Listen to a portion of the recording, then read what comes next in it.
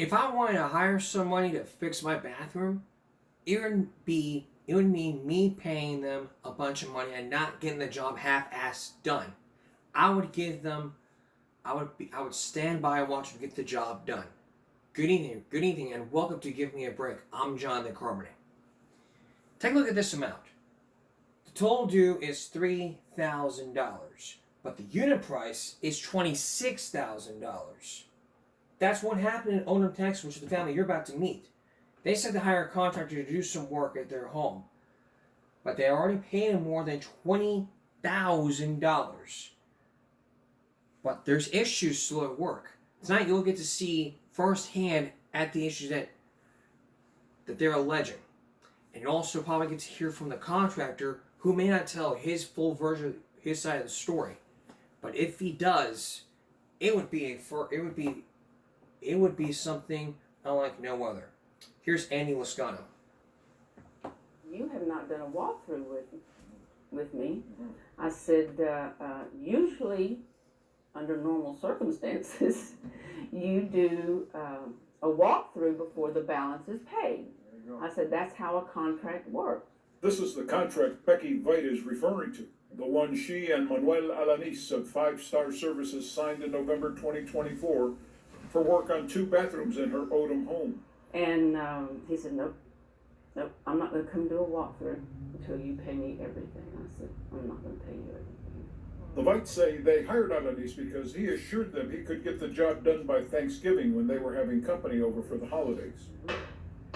These are some of the issues they have with the work done by Alanis' workers on the master baths. Meanwhile, Alanis is claiming the Vites owe him a little more than $3,000. On November 26th, he emailed the Vites saying the balance of $3,062 is for the master bathroom balance. The other shower is not priced with this project. It's impossible for you to give me money for something I have not done. The Vites told the troubleshooters they have no problem with the work in the second bathroom. Apparently there's a disagreement here between you saying they owe you $3,000, they're saying they do not. The troubleshooters have tried calling Alanis more than once to give him an opportunity to give us his side of the story. So we want to give you every opportunity to give us your part of this story. He has not returned our calls. This is the invoice both parties signed on November 1st of 2024. On page 2, secondary bathroom remodel is clearly highlighted. It also says, cost of secondary bathroom will be paid separately in the amount of $3,115 and change. Why did you call us? What do you want? I can't get anybody to take a case on it. It's very difficult to find somebody. Try the Double Sonic Smasher and at half price drink in the app. Live free, eat Sonic. And so they would call the troubleshooters to get a case. Andy Lascano is probably not an attorney. But there are but if you feel like your contractor is not paying, if you're alleging, here's the thing. If you are alleging that the contractor is half-assing his fucking job, and you claim that it's happening, gather up some evidence, hire an attorney, take his fucking ass to court. I'm glad that you call over the troubleshooters. No big deal. But you have to go through all the steps. If you don't go through every step by step, because you may be getting ripped off, or you may be getting taken advantage of. I mean, I'm not blaming the victims here, but what I am saying here is this, we have done shows about people who have been ripped off, who have been being ripped off by companies, or for people who have not been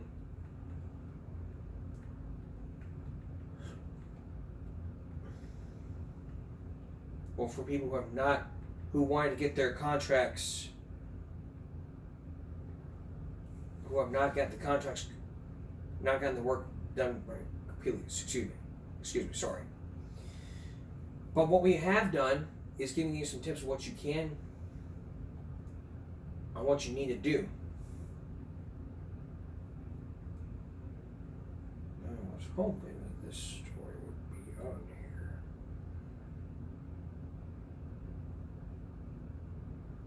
It probably ain't. What I was looking for was an example of one of my good friends, Pandora, who many years ago she had an issue with her roof. After that story was aired, the community gathered to help her out with the roof. Lowe's delivered, donated a lot of stuff, and the community helped out. And if I had that story,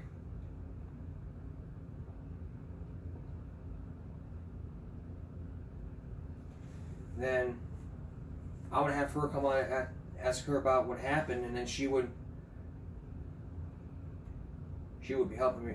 She would be very helpful. But right now I couldn't find it. But what I want to do, here's my advice. What she did right there was have evidence. That's great. If you're going to call troubleshooters, that's your choice. I want to build a case. You need to hire a lawyer. Hire a good lawyer. I mean, by going on troubleshooters, you may think, I'm going to get a free lawyer. Well, that's a good choice. That's a good choice. Hire a good lawyer, take his ass to court, sue him, and maybe then they'll pay him the contract. That's happening in most rip-off cases, you know. They don't pay him, they don't get the job done, and it's just as simple as, you know, we're not going to pay you back until, we're not doing the tour until you get the money back. Give me the money. Tour first, money second. Not the other way around. That's the bottom line. This mother has been fighting for laws about when it comes to juvenile sex offenders getting removed a year after probation. It's a story we have been following. When we come back, you'll meet that mother who's been pushing for it, and we'll hear from people who want that law passed. And later, we told you about sleep patches, but this one was only in California last year. Stay with us. Throughout the past weeks, we've been looking into the case of a juvenile sex offender who was taken off probation, who was sentenced to 1 year probation, got on remote learning, but then the judge has decided, let's take him off probation. And for weeks, we've been focusing on this judge who took him off probation. He won't talk to Project Baltimore. He won't talk to Chris Papps, nor he will not appear on TV. If you heard from last week, we also seen how Project Baltimore went to the courthouse to get the judge on, and he will not come on.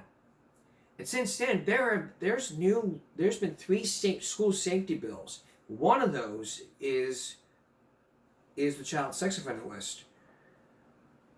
It should claim that no child should be taken off the sex offender registry list unless they turn 18 years of age. Tonight, you're going to meet a mom who says she's pushing, and I do mean she's really pushing for a fight to get that bill passed. It's now 2 weeks before the Senate, but is it going to be enough to get that bill passed after what we've been seeing and for what Project Baltimore has been talking about? Here's Chris Papps. The last time this Harford County mother was in Annapolis was nearly 1 year ago. It was a bittersweet moment. It felt as though it gave my daughter a voice. And she never thought she'd be back this soon to fight for her daughter. To be honest, after he signed the bill into law, I thought that, in a sense, I fixed things and tried to make things better. Why did you come back? For my daughter, she deserves to have a voice. Project Baltimore first interviewed this mother 14 months ago, in January 2024. To help protect the identity of her daughter, we are concealing her name. I wouldn't wish what we have gone through on my worst enemy. In late 2023, a then 15-year-old boy pleaded to a second-degree rape charge involving this mother's now 5-year-old daughter. But instead of going to juvenile detention, the juvenile rapist received probation and returned to class at Patterson High School in Baltimore City. House Bill 814. 72 days after Project Baltimore first told this mother's story, legislators in Annapolis passed a new state law barring juveniles on the Juvenile Sex Offender Registry from attending school in person. This mother attended the bill signing. Thank you so much. This means so much more than you could ever imagine. And now she's back in Annapolis, fighting for additional changes in state law to protect students. For all the other children of Maryland, they deserve to be protected. All children deserve classrooms, not screens. We believe in facts over fear. Our children are our most vulnerable citizens and they deserve the maximum protection. This legislative session, multiple bills are being debated which expand on last year's law. House Bill 638 keeps juveniles on the Juvenile Sex Offender Registry until age 21, ensuring they cannot return to school in person. House Bill 1265 mandates a school must be informed if a student offender transfers to a new school. And House Bill 952 gives schools access to the Juvenile Sex Offender Registry so districts know who's sitting in class. The only way to make a change is by speaking out and up and doing exactly what I'm here to do today. This mother came to Annapolis to meet with House Judiciary Committee Chair Delegate Lou Klippinger to advocate for all three bills, which are directly related to Fox 45's continued reporting on what happened after her daughter was victimized.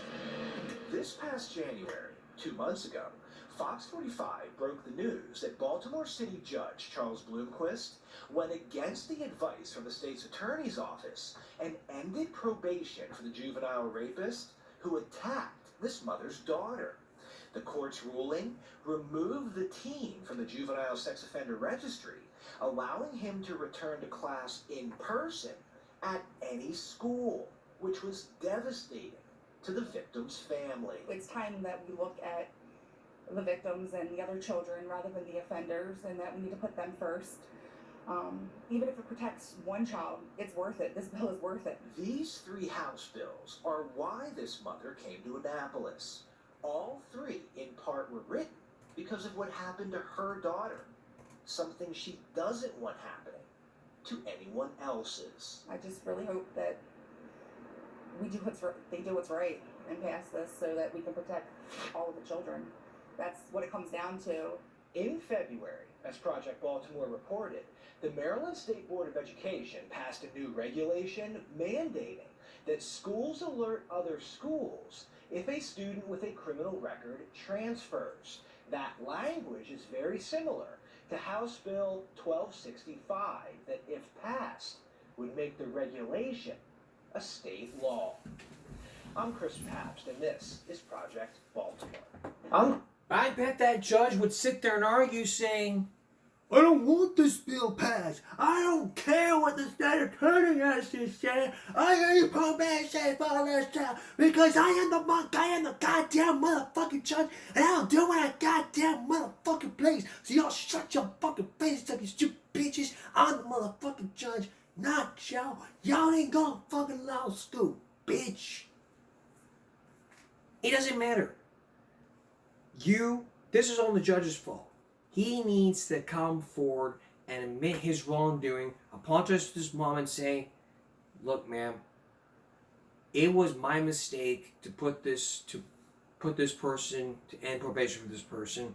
I should have looked at this case hard enough. And I know you're angry at me. And I feel terrible about the way, and I want to try to do what I can to make this right for you. I'm very sorry.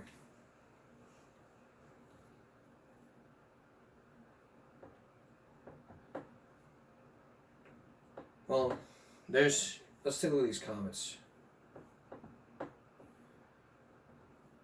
Because there's these safety bills that are happening, and not one. If the judge would look at this and say, you know, I made a big mistake, he needs to come forward to, Chris Pabst and say, look, I'm doing this because of my community, because for this county and the city. Well, let's look at that. At NAU, learning goes beyond the classroom. Learn more. Let's look at that second part of the bill. Here we go.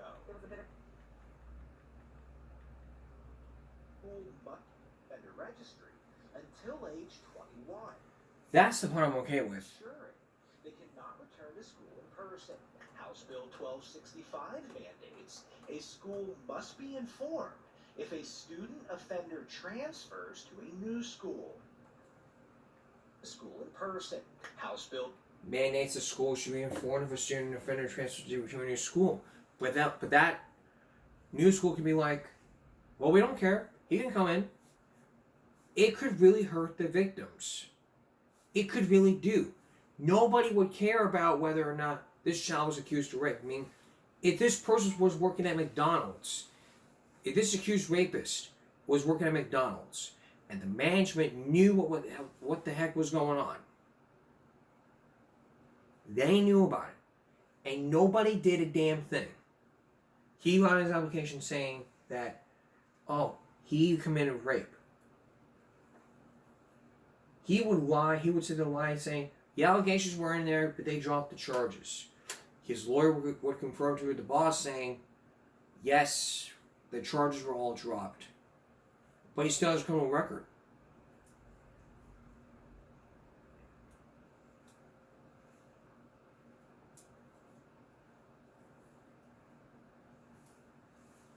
Just because your criminal record and charges were dropped, that doesn't mean you get to be taken off probation.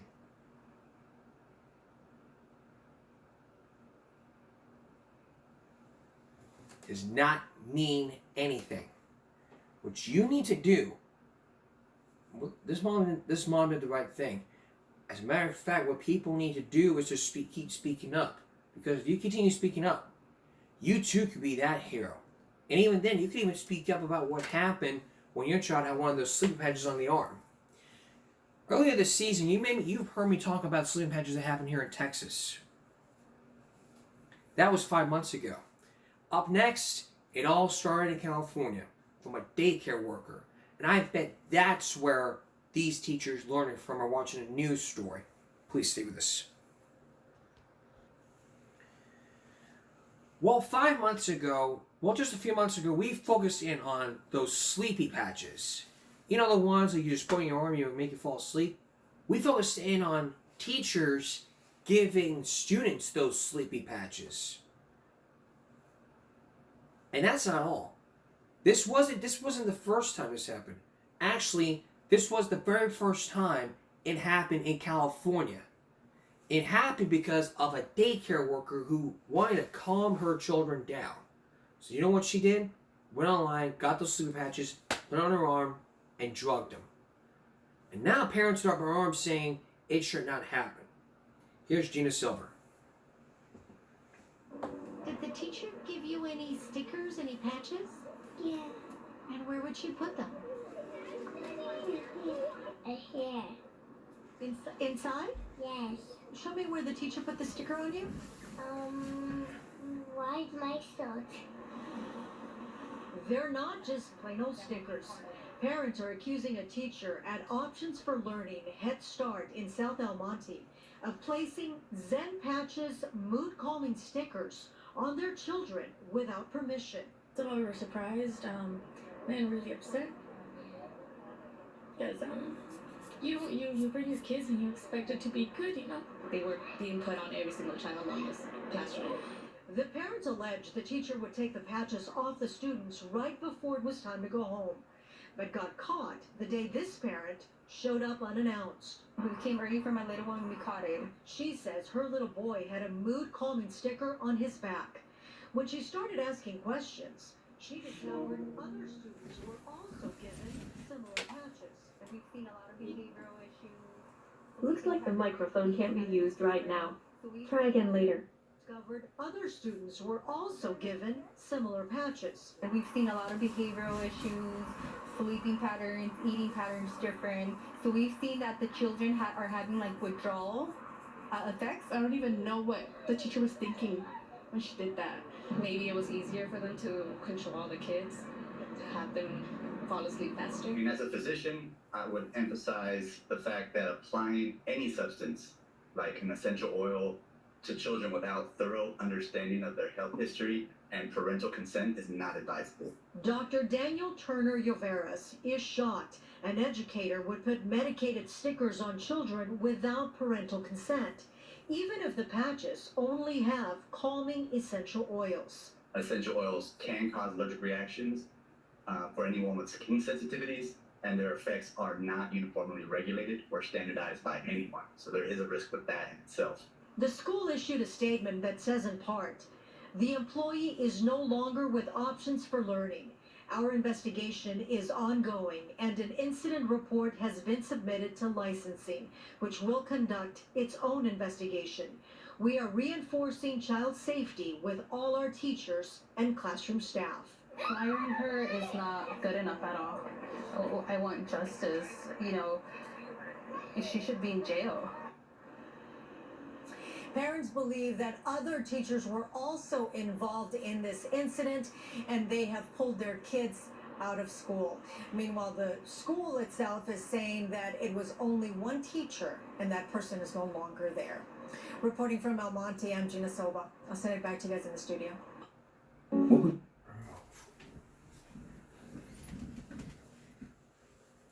It's just as simple. It was just one teacher. It was like multiple teachers. If that teacher came forward and said, I was the only one, who was the only person?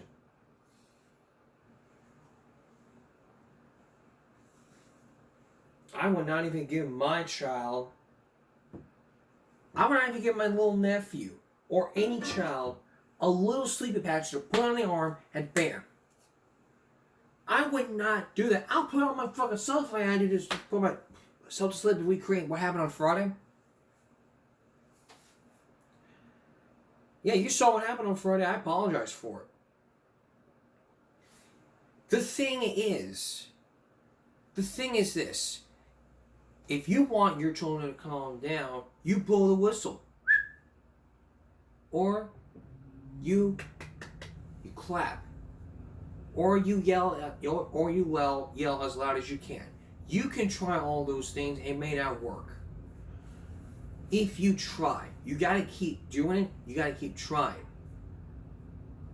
If you keep trying, you'll succeed. And believe me,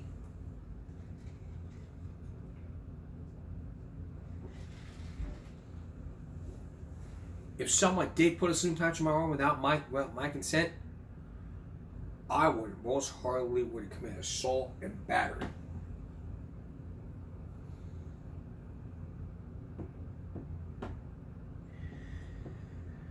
But the thing is, nothing is being done because nobody cares. What all people care about is just, nothing being done and no one doing the right thing. Little cat. Yes, it, but that's a cat. Big laugh. Sat here and asked you. Have you ever? What up? From the show?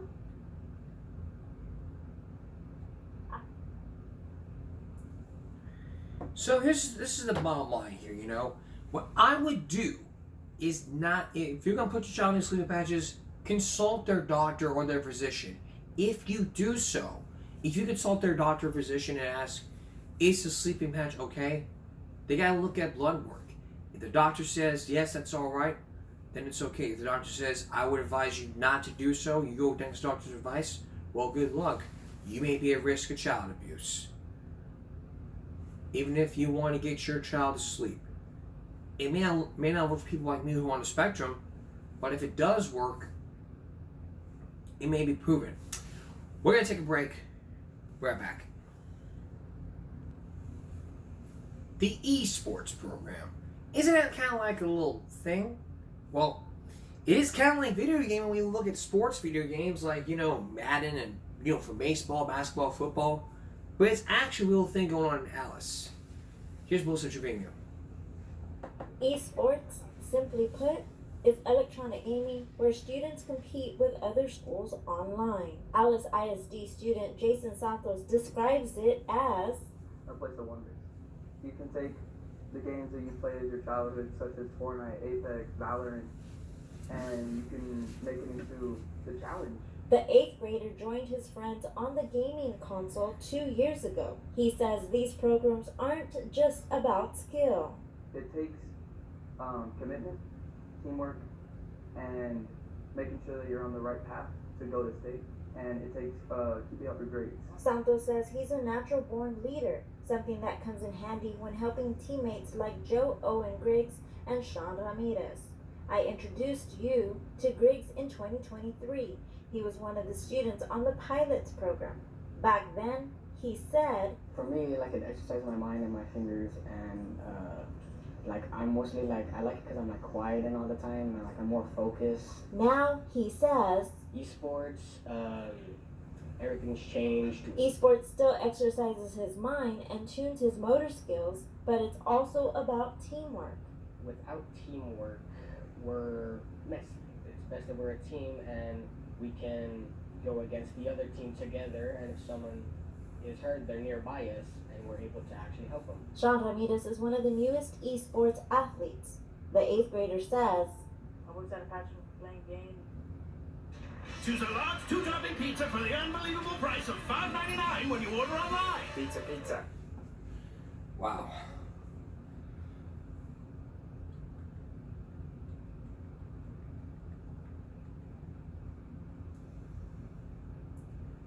And I think there was even a 60 Minutes story about video gaming. Let's see if I can find it. Because this is probably the first time esports, like electronic sports, these are the first time we've ever talked about sport based on electronic games.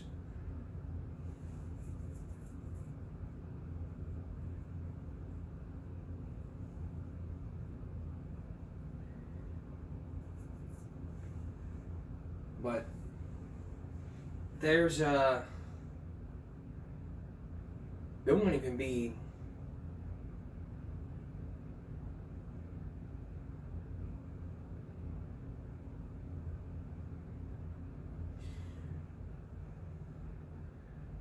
I don't even want to say it, but you know,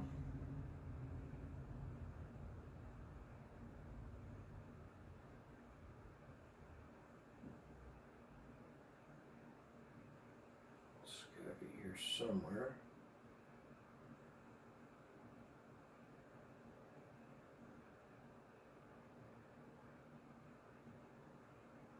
Aha, there it is. Would develop. Because I'll tell you this, you know. Stars, and Fatality is the first superstar of video games. If he didn't already exist, someone would have to invent him. Because let me tell you, a lot of video game consoles have expanded over $1 million. That's a lot of money. Even the gaming equipment, even the add-ons to the game, would be up in millions.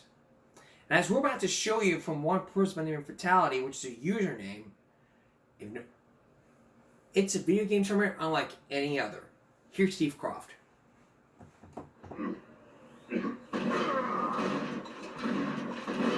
The best video game player in America lives in this house in Kansas City, Missouri. When we showed up for the interview, Jonathan Wendell was down in the rec room, riveted to his computer screen.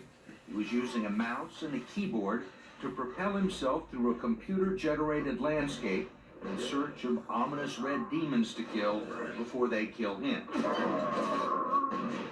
It's how he makes his living and why he calls himself Fatality. He was locked in a virtual death match with his opponents and oblivious to everything around him, including my arrival. Oh, hey, how's it going? Steve Croft. He'd been practicing a game called Painkiller day and night with his friends and sparring partners, one of whom was crashed out on the bed. They were trying to get ready for the next big tournament in Dallas. How long have you been a pro? It's about 6 years now. And how much have you won in prize money? I would say a little over 300,000, just from tournament prize money. Yeah. There are parents all over the country that are telling their kids, "Shut off that video game. You're wasting your time." Yeah, I got that too. You're every parent's nightmare. Yeah, true.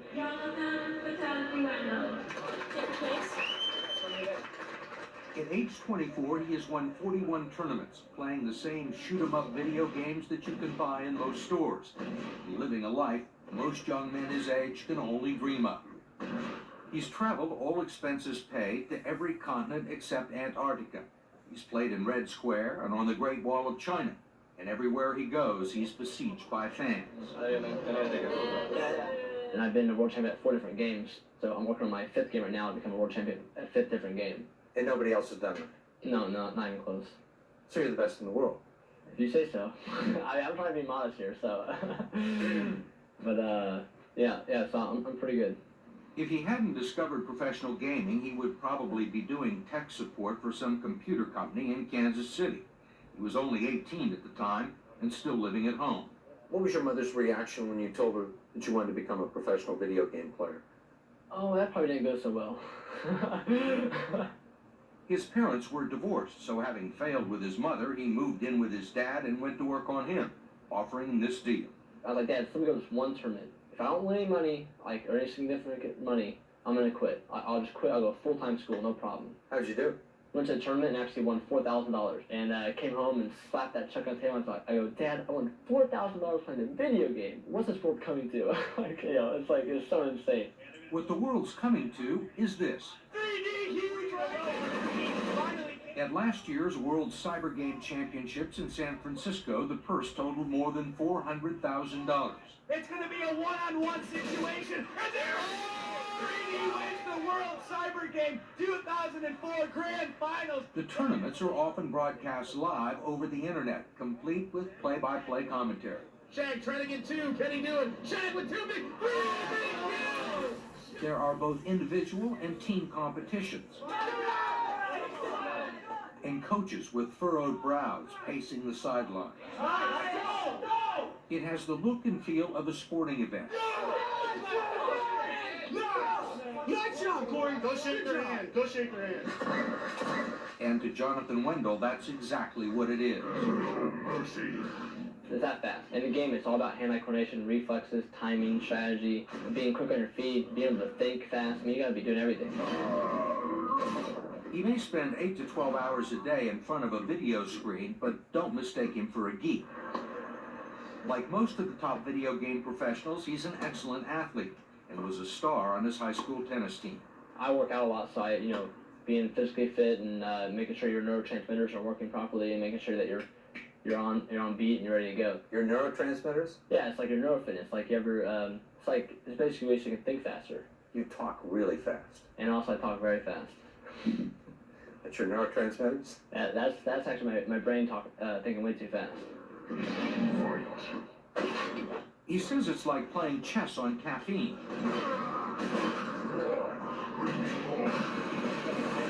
This exhibition, played against a local challenger in Sweden, is a good example. You have to strategically maneuver yourself through a three-dimensional maze using the controls to collect weapons and ammunition, while executing precision moves to evade, trap, and corner your opponent before splattering them all over the dungeon. A detail some people find disconcerting.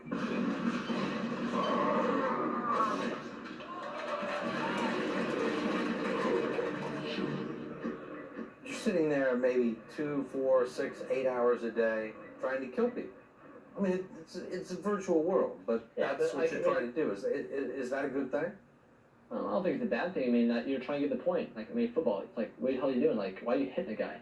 It's like, that's not right. But it's like, people look past it because that's part of the game. I consider him an athlete because marksmanship is an Olympic sport, right? It's twitching the fingers as well. Edward Castronova is a professor at Indiana University who studies and teaches the economics and sociology of video games. The average age of a video gamer is now 30, and you're getting to a point where the number of people who could pay money and spend time to watch is getting big enough to support a spectator sport. You know, I watch my son play video games, right, and I'm sure parents all over the country watch their sons and daughters play video games. Sure. It's not that exciting. Well, baseball's not exciting to somebody from France either. It's the kind of thing you have to know what's going on inside the game to really appreciate why getting onto that ledge and getting that power up at that moment was just an awesome move that nobody's ever able to do. It's a skill that 30 years from now, a lot of people will understand. They already get it in South Korea. This video game tournament in the country's second largest city drew a crowd of 100,000 people last year, and regular matches draw big ratings on national television. The top Korean players make hundreds of thousands of dollars, date movie stars, and need bodyguards to protect them from their over-enthusiastic fans.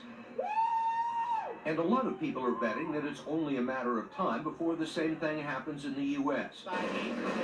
And that pro video gaming will eventually take off like skateboarding and extreme sports did a decade ago. Because of the internet, players from all over the world can meet and compete, and it's all happening in real time. Our reigning stereotype of video gamer is a 16-year-old kid who's alone in his basement. That's not really true anymore. So you see it as social intercourse? Yeah, I see it as a very, very broad communication phenomenon. Parallel would be phones, radios, movies, TV. We caught a glimpse of it last year when we followed Fatality to the frozen hinterlands of Sweden to witness a digital version of Woodstock called a LAN party. 6,000 young people lugged their desktops through the snow to this convention center where they hooked them up together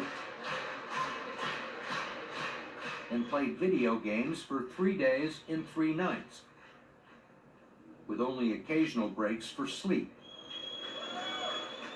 It's such an eerie sight. Big, huge hall, acre after acre after acre of computer screens. Yeah.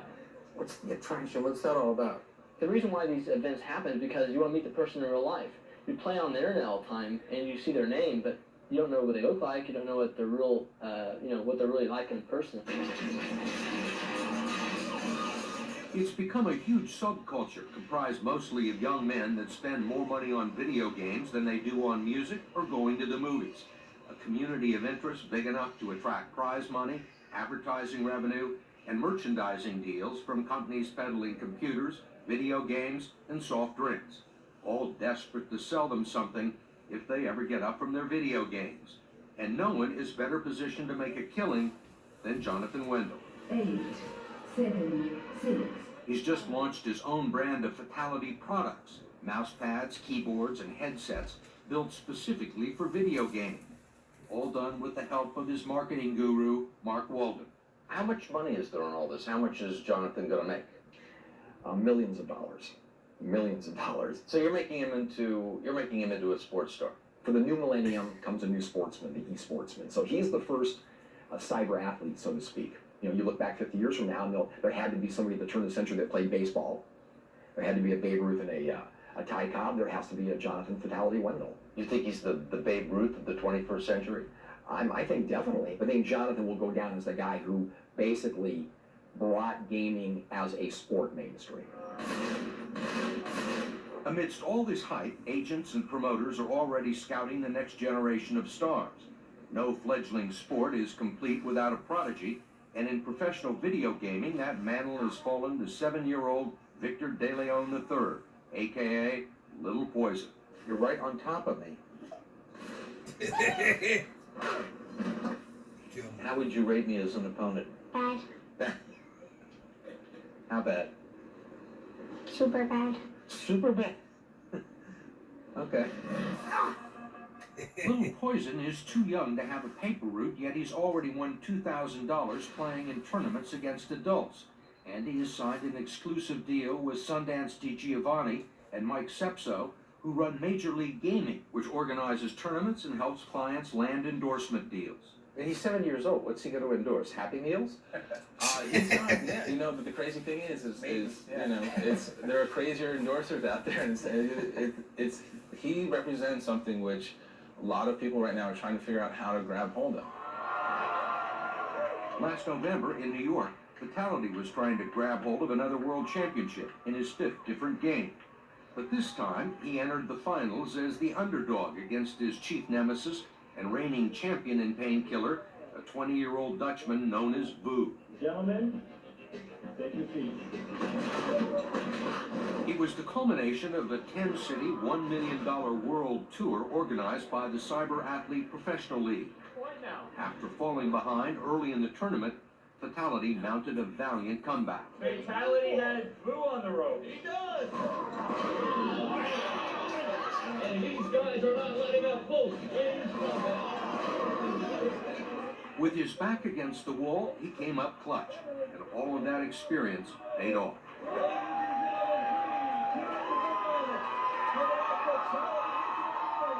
The first prize was $150,000, the biggest check of his career, and the sum that should go a long way towards finally impressing his mother. You know what? I'm pretty sure they're impressed. You know, the day I drive up in a Ferrari in front of the house, that's gonna be the day that I'm gonna say I did it. I told you so. Yeah, that's the day. That'd be a nice day. You wouldn't believe me, but I told you so. That's I told you. You are the father. I told you. Would I ever consider video gaming as a sport? You want to spend 8 hours a day? Yeah. It shouldn't be just in this one school in Alice. Fuck. It needs to be here in Far Bluff. It needs to be in CCISD. Every district in South Texas needs to have the e-gaming thing. The e-gaming program. Bam, baby. Convince the Board of Education. And I'll go pacing going.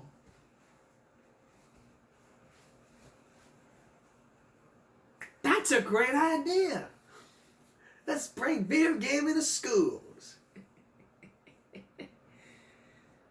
Oh, God. That will be the day. If that will be the day, then I don't know what will. Oh my goodness. Oh my, boy, my.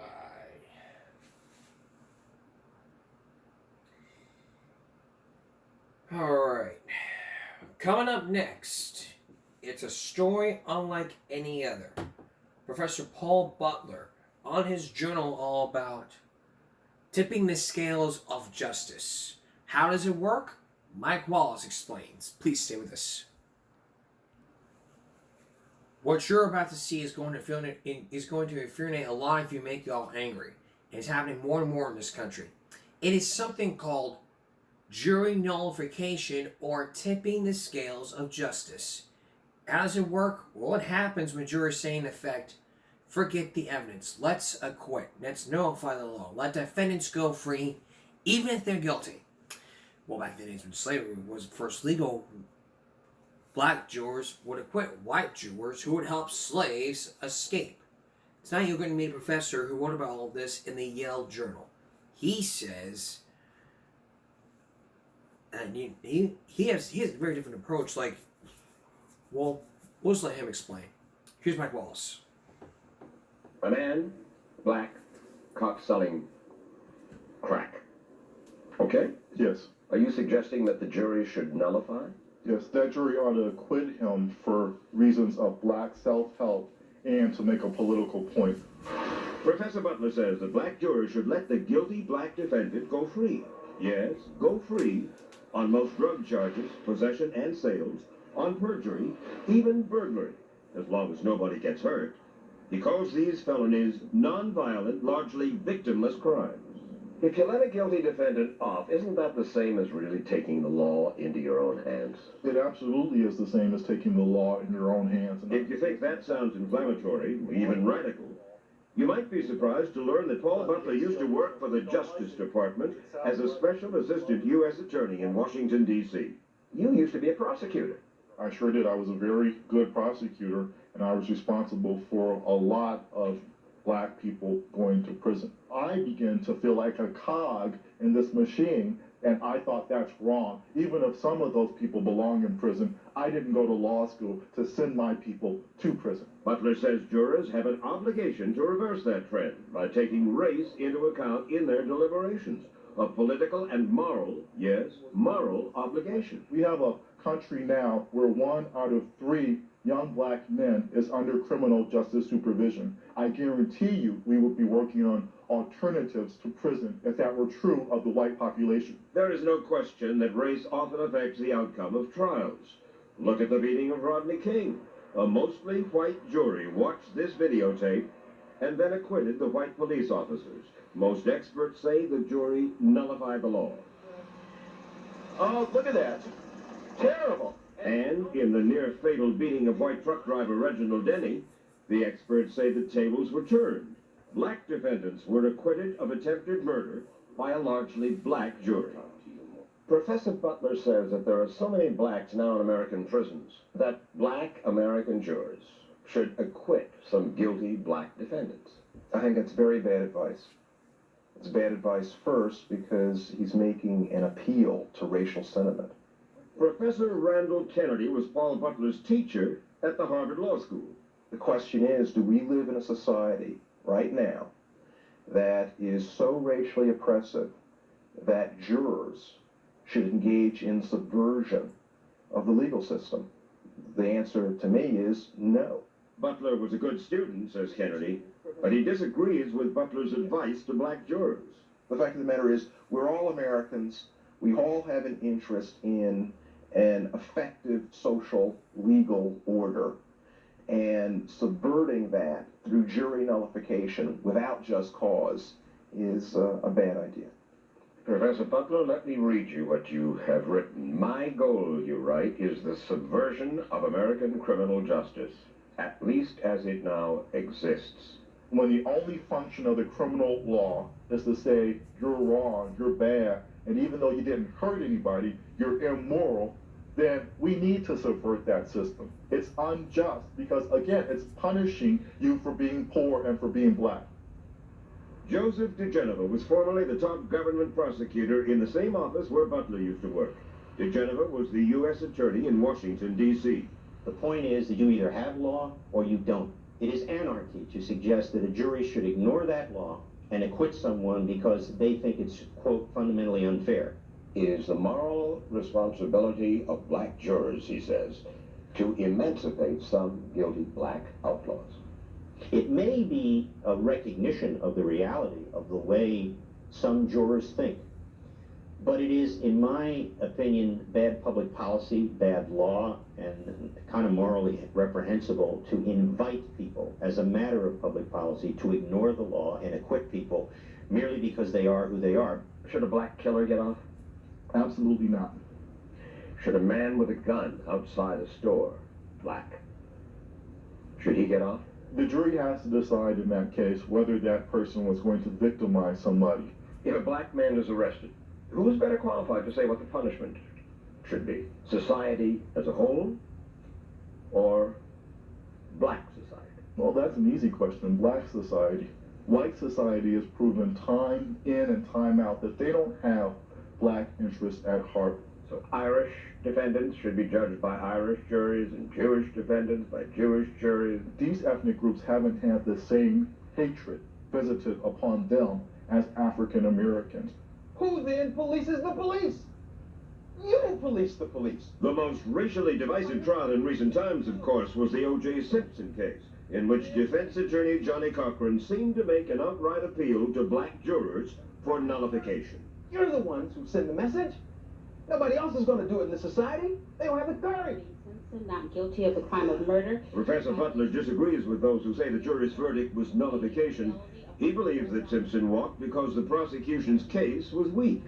There was reasonable doubt about Mark Fuhrman. There was reasonable doubt about the integrity of the government's evidence. That was not jury nullification. Marion Barry. Yes. Mayor of Washington, D.C. Caught on tape smoking crack, right? Yes. Goes to trial. He's let off. Yes. Well, first of all, he didn't just happen to be caught on tape. The white law enforcement officers set him up. And clearly, some of the jurors must have agreed with me, too, because they did not convict him of even the count where he smoked crack cocaine on videotape. So that's jury nullification. Yes, the jurors said, we're not going to use our power to endorse this racist prosecution. It's pretty hard to sell to me. And the beauty of jury nullification is that we don't have to sell it to you. It doesn't matter if a white person understands or agrees with it. It's power that we have, whether you or any other white person likes it or not. But Harvard law professor Randall Kennedy takes issue with that. if it's okay for black jurors to show more solicitude for black defendants, then other people, your listeners, the people watching, are going to get the message, well, if it's okay for black jurors, why isn't it okay for white jurors to show more solicitude to white defendants? Historically, according to Joe DeGeneva, that's exactly what white jurors have often done in racially charged cases. White jurors refusing to convict Southern policemen of police brutality cases. White jurors refusing to convict white people accused of murder where the victims were blacks. We have a long history of the American people deciding on their own that notwithstanding what the law is, they're simply not going to convict someone of a crime. I see black kids at this moment looking in and saying, hey, there's Professor Butler, and he's saying, it's okay for me to sell drugs for $1,000 a week. Forget about those dead-end jobs at McDonald's. And the professor says, that's okay. If he thinks that, he's only read half of my article, because I don't think it's okay. If jurors acquit guilty defendants, Butler says, those jurors should also do volunteer work in their communities to improve conditions there. You got to be involved in the uplift of your community through mentoring programs, through tutoring, through drug counseling. We're going to deal with the problem inside the community. But the community has not been dealing with the problem. Sure, the community has been dealing with the problem, but we haven't been dealing with it to the extent that we should have. What do you think a white family looking in at this moment in their living room are saying about you and your idea? Well, if it's a white ethnic family, say an Italian family or a Jewish family, I think they're thinking that's exactly the way that our community used to deal with problems. We dealt with problems inside the family, inside our ethnic group, because we didn't trust the larger society. So I think there are a lot of white Americans who will agree with me. I don't agree.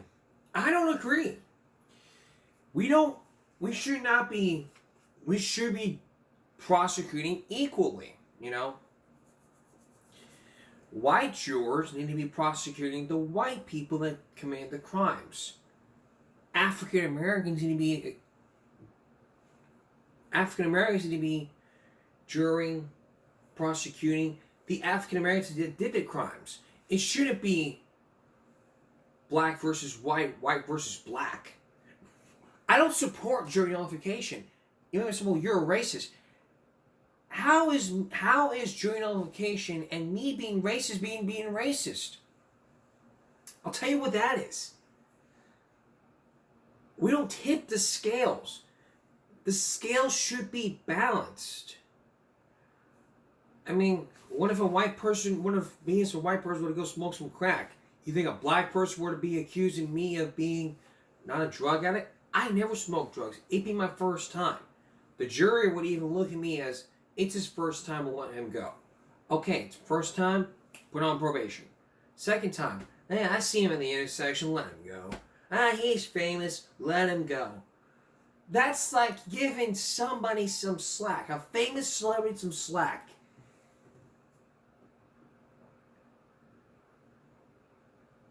Remember the college scandal? I bet you don't remember that. You don't remember the fucking college scandal with Lori Loughlin.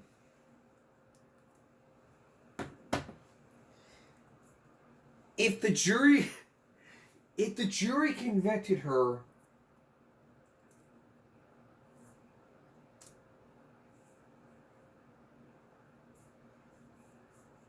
if you remember the college admission scandal, celebrities were in that, were involved in that scandal.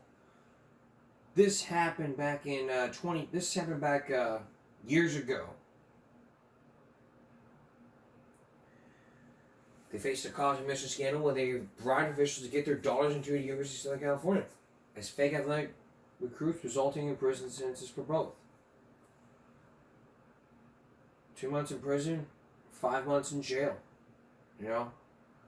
We don't know what's going to be coming next. Is there going to be another scandal? We won't know.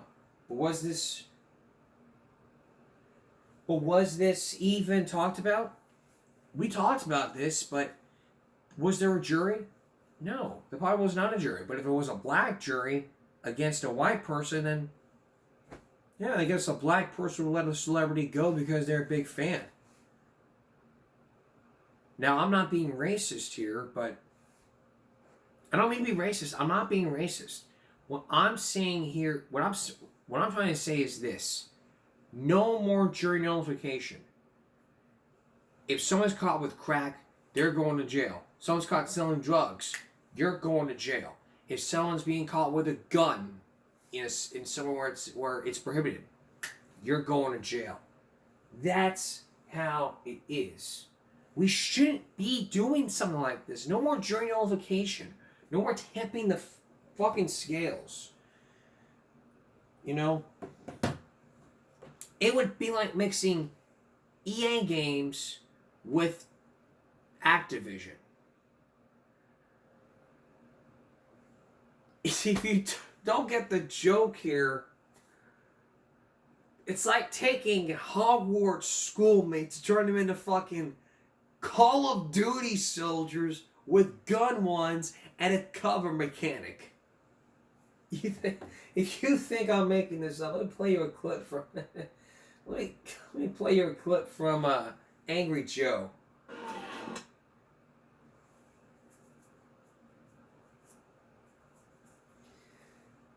Let me play this clip from fucking Angry Joe.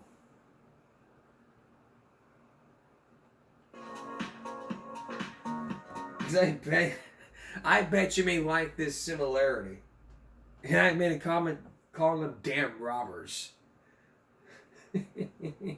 One is a lovable Hogwarts schoolmates and turn them into Call of Duty soldiers with Call of Duty soldiers.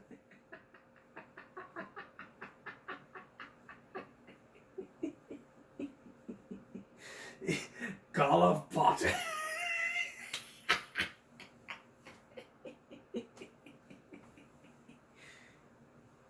Oh my God, what a life. My.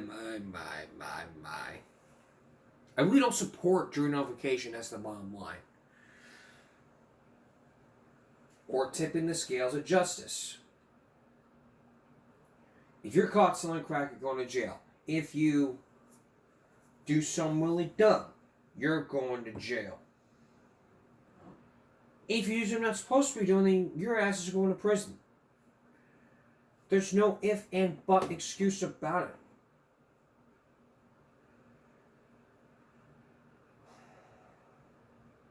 No buts about it. And even then, we won't even be here talking about it. Alright.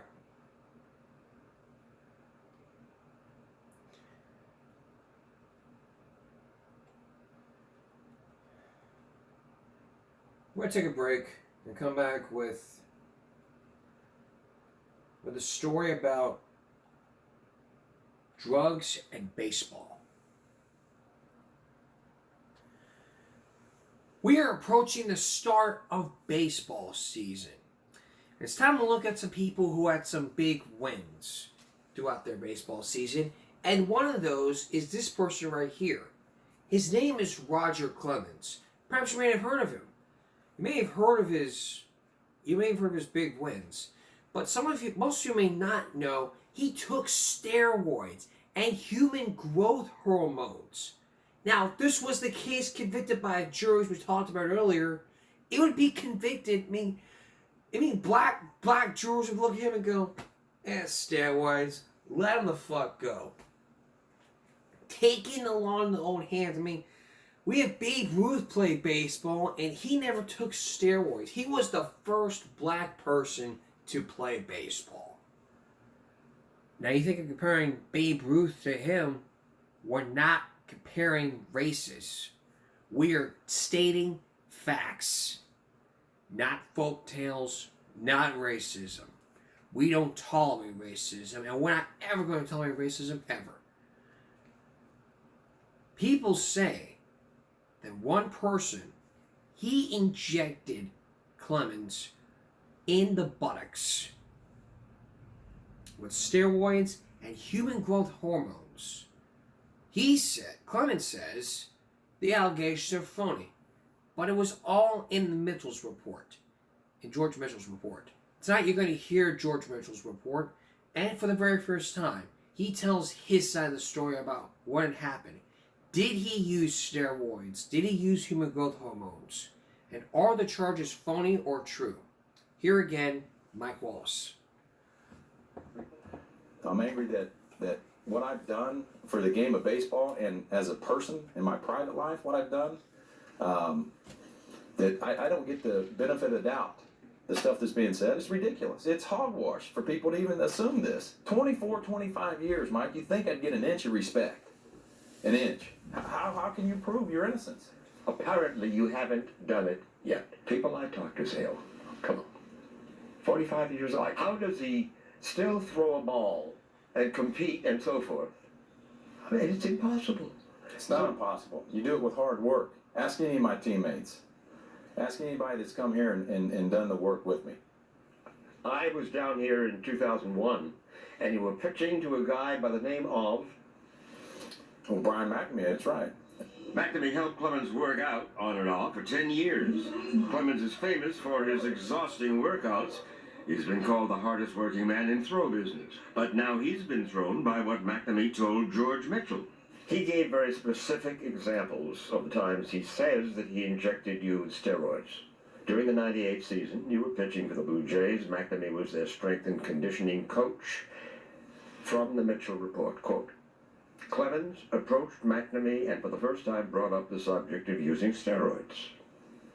Clemens said that he was not able to inject himself and he asked for McNamee's help. McNamee injected Clemens approximately 4 times in the buttocks over a several-week period with needles that Clemens provided. Each incident took place in Clemens' apartment. It never happened. Never happened. And if I have these needles and these steroids and all these drugs, where did I get them? Where's the person that gave them to me? Please come forward. Mitchell report, quote, according to McNamee, from the time McNamee injected Clemens with Winstrol, on steroid, through the end of the 98 season, Clemens' performance showed remarkable improvement. Clemens told McNamee that the steroids, quote, had a pretty good effect on him. McNamee said Clemens was also training harder and dieting better during this time. Never. I've trained hard my entire career. It didn't happen. Why would Brian McNamee want to betray you? You know, I don't know. I'm so upset about it. How I treated this man and took care of him. I imagine he's watching the two of us right now. Wouldn't you? I hope he is. Okay. Anything you want to tell him? Yeah, I treated him fairly. I treated him great as anybody else. I helped him out. Again from the Mitchell report, quote, according to McNamee, during the middle of the 2000 season, Clemens made it clear he was ready to use steroids again. And during the latter part of the season, McNamee injected Clemens in the buttocks 4 to 6 times with testosterone. Also injected Clemens 4 to 6 times with human growth hormone. My body never changed. If he's putting that stuff in my body, if what he's saying, which is totally false, if he's doing that to me, I should have a third ear coming out my forehead. I should be pulling tractors with my teeth. The next season, 2001, from the Mitchell report, quote, according to McNamee, Clemens advised him in August of 2001 that he was again ready to use steroids, and shortly thereafter, McNamee injected Clemens with a steroid on 4 to 5 occasions at Clemens' apartment. Yeah, never happened. In 2 of the 3 years that McNamee claims that he injected you, 98 and 2001, you won 20 games and Cy Young Awards as the American League's best pitcher. I won in 1997. I won the Cy Young Award. In 2004, when he supposedly I wasn't doing it. Yeah, but these are years in which McNamee claims that he injected you. It didn't happen. It didn't happen. It just didn't happen. So while Clemens was his league's best pitcher during 2 of the alleged steroid years, he was also his league's best the year before, McNamee says, injections began. And 3 years after, McNamee says, he stopped giving Clemens steroids. Why didn't I keep doing it if it was so good for me? Why didn't I break down? Why did my tendons turn to dust? That's all it's good for. It's a quick fix. I don't believe in it. I don't do it. What was your first reaction when you heard what McNamee had said? I was shocked. I was angry. A lot of emotions. You're still shocked. You're still angry. Oh, definitely. Did you know ahead of time what was going to be in George Mitchell's report? I did not. Did Brian McNamee tell you what he was going to say to Mitchell? Didn't tell me a word. But he did ask Clemens for a favor just a few days before the Mitchell report came out. He emails me and asks me where all the good fishing equipment is down in Cabo so that I bought so he can go fishing. Thank you very much. I said, have a good time, go fishing. Doesn't say a word that, I'm fixing to bury you, all these accusations. What do we do about it? Didn't say a word about it. That's what pisses me off. Why didn't you speak to George Mitchell's investigators? I listened to my counsel. I was advised not to. A lot of the players didn't go down and talk to him. No, I know. But if I would have known what this man with Brian McNamee would have said in this report, I would have been down there in a heartbeat to take care of it. TikTok.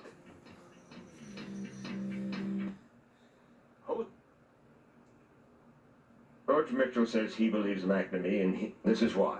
McNamee got caught up in a federal steroids investigation, and the federal prosecutors agreed not to charge him if he told the truth about his involvement with steroids. But they would charge him if he gave any false information. So Mitchell says McNamee had strong incentives to tell the truth. Same guy. What did McNamee gain by lying? Evidently not going to jail. Jail time for what? Well, I think he's been buying and moving steroids. Clemens says he learned that from the Mitchell report, which also mentioned his fellow Yankee pitcher Andy Pettitte, who also trained under McNamee. McNamee said he'd injected Pettitte twice with human growth hormone. After the report came out, Pettitte confirmed that McNamee had given him 2 HGH shots to recover from an elbow injury. When Andy confirmed that McNamee had indeed told the truth about injecting him, that gave McNamee credibility, made his claims about injecting you seem more believable. I had no knowledge of what Andy was doing. Why would Brian McNamee tell the truth about Andy Pettitte and lie about you? Andy's case is totally separate. I was shocked to learn about Andy's situation. Had no idea about it. And we had no idea how many legal injections Clemens has received, including from McNamee. Did your former trainer, Brian McNamee, ever inject you with anything? Yes, he did. What? Lidocaine and B12. It's for my joints, and B12 I take still today. A lot of trainers have. And that's all? That's it. Never a human growth hormone? Never. Never testosterone? Never. And never anabolic steroids? Never. Swear. Swear. McNamee's attorney countered that McNamee only injected Clemens with steroids and human growth hormone, nothing else. Beyond McNamee, Clemens told us he got legal injections from team trainers, mostly painkillers. The number of shots that you get over a course of a season, which is many for me, whether they be vitamins or pain, Toradol, pain shots to go out and perform. Had one of my biggest arguments with Joe Torre. He's wanting to scratch me on one of the biggest starts of the season. Had a small tear in my hamstring and a golf ball in my elbow. Joe Torre and I were in the trainer's room, and he basically shut the door and said, I don't need any damn heroes here. You need to tell me how bad you're hurting. I know you're hurting. And I told Joe Torre that I'll be damned if 15 minutes before I'm going to start a World Series game, I'm going to go out there and look my teammates in the eye and tell them I can't go. I said, as long as the other team doesn't know that I'm hurting, I can get people out throwing 85 without using my legs and get you 6 innings under my belt. I'm going to take this Toradol shot and hope it works and mask some of this pain so I can get out there and do my job. That's the things I put my body through. And I'm not ashamed of that because I get paid a lot of money to go out and perform, and I appreciate that they put that kind of trust in me. That night he threw a 3-hitter and won the game. What worries him today, he told us, is all the Vioxx pills that various trainers gave him. Vioxx was a widely used anti-inflammatory and painkiller before it was taken off the market for causing heart attacks and strokes. I was eating Vioxx like it was Skittles. And now these people who are supposedly regulating it tell me it's bad for my heart. I don't know what the future holds because of the medicine that I've eaten, but I trusted that it was not harmful, that I didn't want to put anything in my body that was harmful. Steroids are harmful, he said, and would have shortened his career. Why would I want to get tighter, lose my flexibility, put something harmful in my system that's going to cause me to break down when I've had a 24-year career? Well, because you're at the end of your career, and because you don't want to give up the career and give up the fame and so forth. So if it's necessary to stick something into you. I didn't play my career to get fame or go to the Hall of Fame or worry about all that. That's nice. That's nice. Again, it's not who I am. And I've worked my tail off to get where I'm at. I'm not going to put something in my body for a quick fix that's going to tear me down. What penalty should there be for someone who is taking these performance-enhancing drugs? I think it's a self-inflicted penalty. They break down quick. It's a quick fix. They're in and out of the game. If you were to testify before the Congress under oath, would you tell them exactly what you told me today? And even probably more about the Vioxx question. Clemens may appear as requested at a congressional hearing in 10 days. His challenge is getting people to believe him. I don't know if I can defend myself. I think a lot of people have already made their decision. What?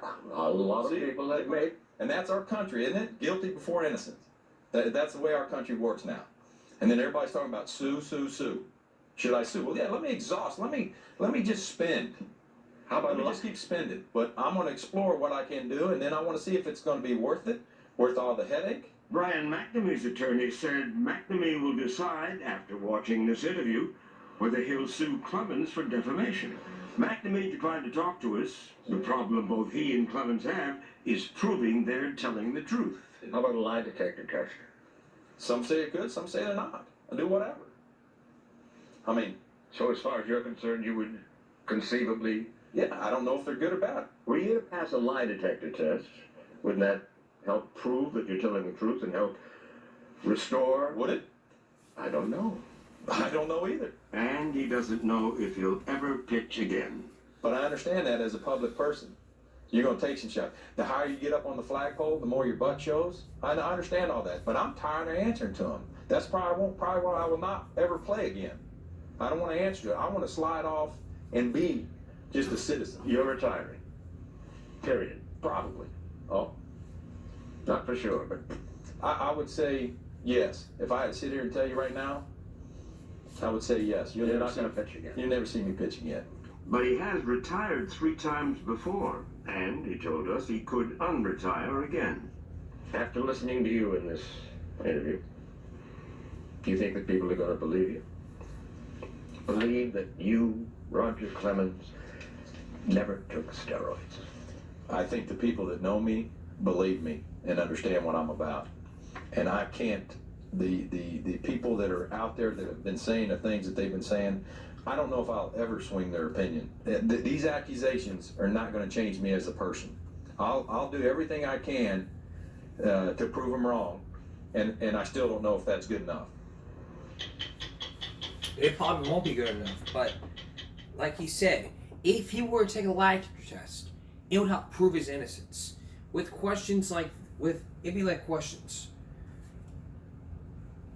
It'd be like this. Have you ever used steroids during the 98 season? You said no.